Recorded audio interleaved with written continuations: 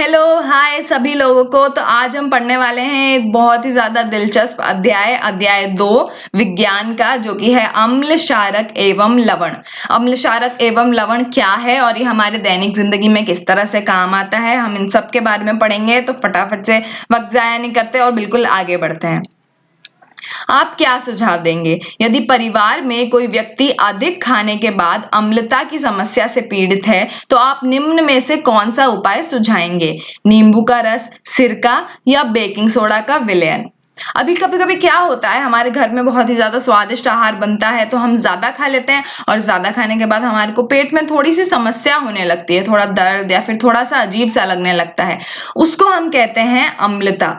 ठीक है, अम्लता यानी हमारे पेट में जो अम्ल की मात्रा है वो बहुत ज्यादा बढ़ गई है, इसलिए हमको अम्लता की समस्या होने लगती है हमारे पेट में।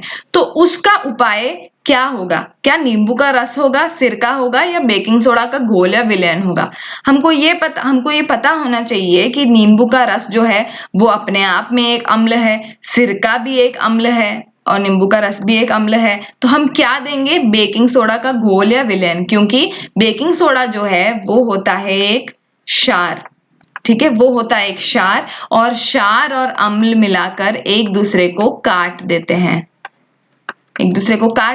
तो हमारी जो अम्लता की दिक्कत थी, समस्या थी, वो एकदम से खत्म हो जाती है। तो हमने उपचार बताते समय किस गुणधर्म का ध्यान रखा? हमने इस गुणधर्म का ध्यान रखा कि देने वाला जो उपचार है वो आखिर अम्ल है या फिर वो क्षार है। और हमने कौन सा दिया? हमने क्षार दिया, क्योंकि वो अम्ल के साथ में एक दूसरे को काट देते हैं। इतना समझ में आया? आगे बढ़ते हैं अब। हमारे दैनिक जीवन में अम्ल और क्षार वैसे तो लैब में बहुत देखने को मिलता है, लेकिन ये हमारे दैनिक जीवन में कहाँ है? बिल्कुल है, हमारे रसोई में बहुत सारी चीजें अम्ल और क्षार है। जो सिरका है, हमारा विनेगर, वो है हमारे दैनिक जीवन में अम्ल। पता था आपको? सिरका जो है वो एक अम्ल है, और जो बेकिंग सोडा है वो है एक क्षार। या भी मैंने अभी बताया था आप लोगों को क्यों हम सिरका या विनेगर नहीं देते हैं और क्यों हम बेकिंग सोडा देते हैं, क्योंकि विनेगर जो है वो अम्ल होता है और बेकिंग सोडा क्षार होता है। इतना समझ में आया हमारे दैनिक जीवन में अम्ल और क्षार क्या है? अब आगे बढ़ते हैं। अम्ल या फिर एसिड क्या है? अम्ल एक ऐसा पदार्थ है जो जल में वियोजित होकर हाइड्रोजन आयन देता है। मतलब जब हम अम्ल को पानी के साथ में जोड़ते हैं या फिर डालते हैं तो वो क्या है? वियोजित हो जाता है, अलग हो जाता है, और हमको देता है हाइड्रोजन आयन। वियोजित होने का मतलब, अगर H और A से एक अम्ल बना है तो वो पानी में जाके H+ अलग हो जाएगा और A- अलग हो जाएगा। वियोजित होना उसे कहते हैं। इंग्लिश में हम इसको डिसोसिएट होना कहते हैं। इसका मतलब है, अगर अम्ल दो चीजों का बना है, एक पदार्थ दो चीजों का बना है, तो वो क्या है? वो दो अलग अलग चीजें हो जाएंगी। वो अब एक चीज नहीं रहेगी, वो दो अलग अलग चीजें हो जाएगी और साथ में नहीं आएंगी। जो इस अलग होने को हम बोलते हैं डिसोसिएट होना या वियोजित होना। तो क्या होता है? अम्ल जब जल में जाता है तो वो वियोजित हो जाता है और हमको क्या देता है? हाइड्रोजन आयन देता है। ठीक है, समझ में आया? जो पदार्थ हमको जल में वियोजित होकर हाइड्रोजन आयन देता है उसको हम कहते हैं अम्ल। ठीक है, समझ में आया? आगे बढ़ते हैं। क्षार या फिर बेस क्या है? क्षार वह पदार्थ है जो जल में वियोजित होकर हाइड्रोक्साइड आयन देता है।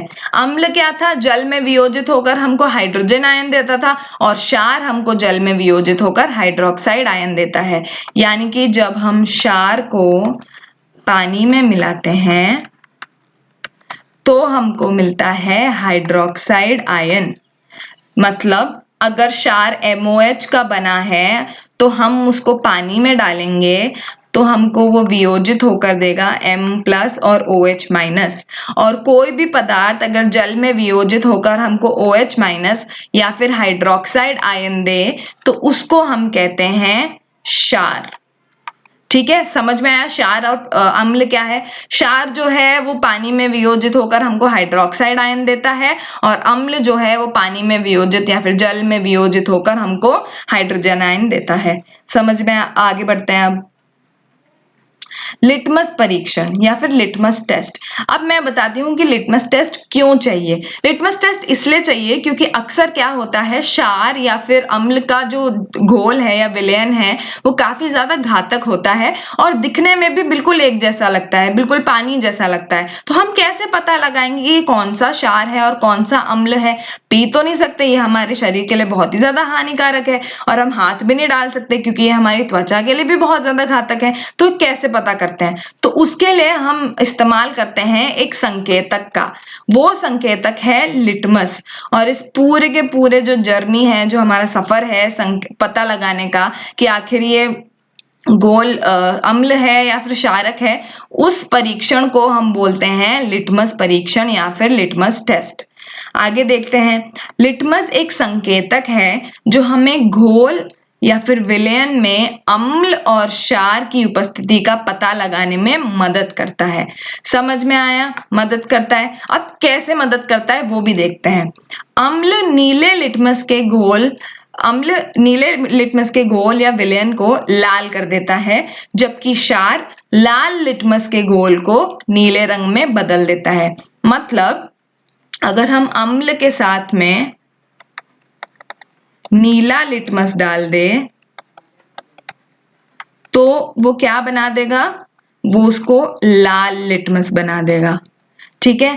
और अगर हम क्षार के साथ में लाल लिटमस डाल दे तो वो क्या करेगा? वो लाल को नीले रंग में बदल देगा, नीला। ठीक है। और अब अगर हम अम्ल में लाल डाले तो वो लाल ही रहेगा। क्यों? क्योंकि अम्ल तो नीले को भी लाल में बदल देता है, तो वो लाल को तो लाल ही रहने देगा ना। और उसी तरह से क्षार को हम जब नीले लिटमस से मिलाते हैं तो वो नीला ही रहेगा, क्योंकि वो तो लाल को भी नीला बदल देता है, तो वो नीले को तो नीला ही रखेगा। समझ में आया कैसे पता पड़ता है? लाल लिटमस को नीले लिटमस को अम्ल लाल कर देता है और लाल लिटमस को क्षार नीला कर देता है। इतना समझ में आया? आगे देखते हैं। ये देखिए यहाँ पे है, यहाँ पे जो चित्र दे रखा है उसके अंदर नीला लिटमस हमने डाला है, लेकिन ये जैसे ही पदार्थ में आया तो इसका रंग क्या हो गया? लाल हो गया। और जब नीला लिटमस लाल में हो जाता है तो इसका मतलब ये क्या होगा? ये होगा अम्ल। ठीक है। अब ये देखिए, लाल लिटमस जो है वो नीला हो गया है पदार्थ के साथ में आते ही। और नीला कब हो जाता है? लाल लिटमस नीला होता है जब वो होता है क्षार।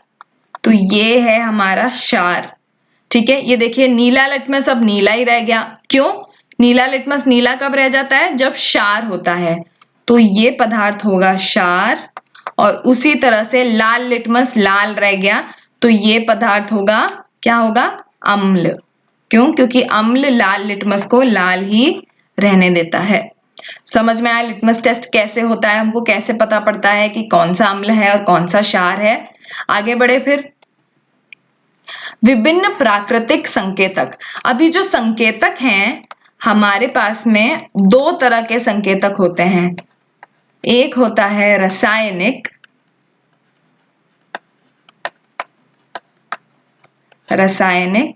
और एक होता है प्राकृतिक। ठीक है। अब हम प्राकृतिक संकेतक कौन से हैं उनके बारे में पढ़ते हैं। जो हमारा लिटमस था, लिटमस एक प्राकृतिक संकेतक होता है। लिटमस प्राकृतिक संकेतक होता है। तो लिटमस विलयन बैंगनी रंग का होता है, जो थैलोफाइटा डिवीजन से संबंधित पौधे लाइकन से निकाला जाता है। प्राकृतिक क्यों होता है? क्योंकि यह थैलोफाइटा डिवीजन से संबंधित जो पौधा है लाइकन, उससे निकाला जाता है लिटमस बैंगनी रंग का, और आमतौर पर संकेतक के रूप में प्रयोग किया जाता है। जब लिटमस का घोल ना तो अम्लीय होता है और ना ही क्षारीय, उसका रंग बैंगनी होता है। ठीक है। अगर अम्लीय होता है तो उसका रंग होता है लाल, अगर क्षारीय होता है तो उसका रंग होता है नीला। लेकिन तब क्या होता है, जब अम्लीय भी नहीं होता है और क्षारीय भी नहीं होता है, तो उसका तब रंग होता है बैंगनी। समझ में आया? असल में लिटमस विलयन का रंग बैंगनी होता है, लेकिन जब वो अम्लीय पदार्थ के साथ में आता है तो वो लाल रंग देता है, और जब वो क्षारीय पदार्थ के साथ में आता है तो वो नीला रंग देता है।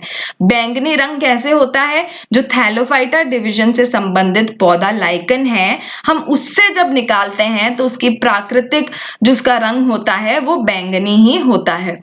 यानी कि उस वक्त वो ना ही अम्ल के साथ में है ना ही वो क्षारीय के साथ में है, वो अपने में है, वो अम्लीय भी नहीं है, वो क्षारीय भी नहीं है। ठीक है, तब उसका रंग होता है बैंगनी। और प्राकृतिक सामग्री से कैसे हम संकेतक बना सकते हैं, देखते हैं। कई अन्य प्राकृतिक सामग्री जैसे कि लाल गोभी के पत्ते, हल्दी, कुछ फूलों की रंगीन पंखुड़ियां जैसे हाइड्रेजिया, पेटूनिया और जेरेनियम है, जो एसिड या बेस की उपस्थिति का संकेत देते हैं, उन्हें संकेतक कहते हैं। तो प्राकृतिक संकेतक में कौन से आए? एक तो लिटमस, एक आ गया लाल गोभी के पत्ते, एक आ गया हल्दी, और फूल, फूल जैसे कि हाइड्रेजिया, पेटूनिया और जेरेनियम। ये क्या करते हैं? ये एसिड या बेस यानी कि अम्ल और क्षार की उपस्थिति का संकेत देते हैं, और उन्हें हम संकेतक कहते हैं। समझ में आया विभिन्न प्राकृतिक संकेतक क्या है और लिटमस बैंगनी रंग का क्यों होता है? आगे बढ़ते हैं फिर। अन्य संकेतक और दूसरे संकेतक कौन से थे? रासायनिक संकेतक। अब उनके बारे में पढ़ते हैं। फिनोल्फ्थालीन विलयन और मिथाइल ऑरेंज विलयन आमतौर पर प्रयोगशालाओं में उपयोग किए जाने वाले अन्य संकेतक है। और कौन से संकेतक हैं ये? है फिनोल्फ्थालीन और मिथाइल ऑरेंज। ये है दो संकेतक जो आमतौर से प्रयोगशाला में उपयोग किए जाते हैं। मिथाइल ऑरेंज कैसे हमको बताता है कि अम्ल कौन सा है और क्षार कौन सा है? मिथाइल ऑरेंज अम्ल में लाल रंग और क्षार में पीला रंग दर्शाता है। इतना समझ में आया? और फिनोल्फ्थालीन क्या करता है? फिनोल्फ्थालीन अम्लीय विलयनों में रंगहीन होता है। तो कैसे पता पड़ता है कि फिनोल्फ्थालीन संकेत कैसे करता है? अम्लीय विलयनों में वो रंगहीन होता है और क्षारीय विलयनों में वो गुलाबी हो जाता है। यानी कि मिथाइल ऑरेंज जो है वो अम्ल के साथ में देता है लाल, ठीक है, और क्षार के साथ में देता है पीला। ठीक है, ये समझ में आया। और फिनोल्फ्थालीन क्या करता है? फिनोल्फ्थालीन जो है, मैं इसको छोटे में लिख देती हूँ, फिनोल्फ्थालीन जो है वो अम्ल के साथ में रंगहीन होता है, पानी जैसा होता है, और क्षार के साथ में क्या होता है? गुलाबी रंग का। ये आपको दिख रहा होगा चित्रों में। ये देखिए फिनोल्फ्थालीन जब क्षार के साथ में आया तो गुलाबी रंग का हो गया, और ये देखिए मिथाइल ऑरेंज लाल रंग दे रहा है क्योंकि वो अम्ल के साथ में है। ठीक है, तो ये पदार्थ हो गया क्षार और ये पदार्थ हो गया अम्ल। इतना समझ में आया? आगे बढ़ते हैं अब। अम्ल या क्षार का परीक्षण करने के लिए संकेतक। हम संकेतकों के साथ विभिन्न अम्लों और क्षारों का परीक्षण कर सकते हैं और रंग में परिवर्तन का निरीक्षण कर सकते हैं। ध्यान दें कि हमें हमेशा रंग परिवर्तन नहीं मिलता है। तो संकेतक क्या करते हैं? संकेतक विभिन्न अम्लों और क्षारों का परीक्षण करते हैं कि कौन सा अम्ल है, कौन सा क्षार है, इसका परीक्षण करते हैं संकेतक। लेकिन अभी तक हमने जो पढ़ा है उन सब में तो रंग का परिवर्तन होता है, लेकिन हमेशा हमको रंग परिवर्तन नहीं मिलता है। कभी कुछ होता है, कभी कुछ संकेत देता है, कभी कोई और संकेत देता है, लेकिन हमेशा रंग परिवर्तन नहीं होता है। ठीक है, अब एसिड कौन से देखते हैं हम। एसिड है यहाँ पे, एसिड यानी कि अम्ल, मैं ऊपर लिख देती हूँ अम्ल। कौन से हैं? Hydrochloric acid, sulphuric acid, nitric acid, acetic acid. ठीक है, इसको हम HCl बोलते हैं, इसको H2SO4, इसको HNO3 और इसको CH3COOH। ये है hydrochloric acid, sulphuric acid, nitric acid और एसिटिक एसिड। क्षार कौन से हैं? क्षार को हम इंग्लिश में बोलते हैं बेस।